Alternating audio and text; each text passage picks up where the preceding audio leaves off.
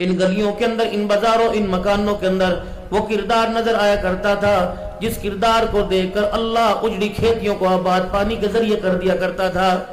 کہاں اتنے ٹوبل تھے، کہاں بجلی کا نظام تھا؟ کوئی محلے والا جس کے چہرے پہ چٹے رنگ کی داڑھی ہوتی، سر پہ اس کے پگڑی ٹوپی ہوتی، جب وہ گلی میں سے گزرتا تو محلے کی عورتیں فلاں دا پتر، فلاں دا دادا، فلاں دا بوڑھا آ گیا یہ کہہ کر اپنے گھر کے دروازے بند کر لیا کرتی تھی۔ جیسے جیسے جدت آتی گئی، حیا ختم ہوتی گئی اور بے حیائی آتی گئی، اب بیٹی باپ کے سامنے ٹانگیں کھول کے لیٹی ہوئی ہے، اب بھی خیال نہیں آ رہا۔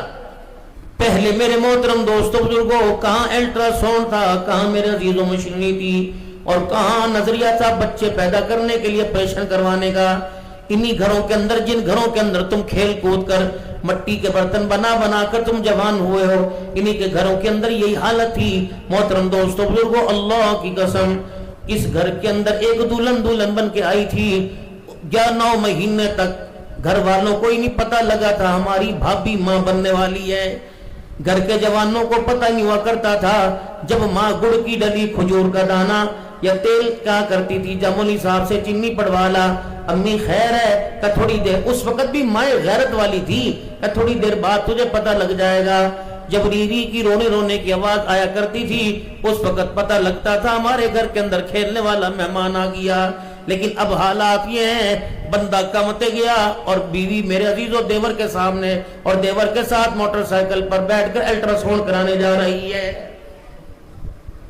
سیلابوں نے دریاؤں سے تو پانی تو آئے گا۔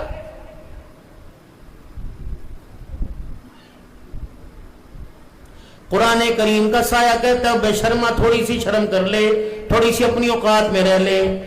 یہ قرآن کے پاک کا سایہ بیٹی کے سر پہ رکھ کر شادی حالوں میں سے، گھروں میں سے بیٹی کو رخصت کیا جا رہا ہے۔ کہتا ہے شرم نہیں آئی؟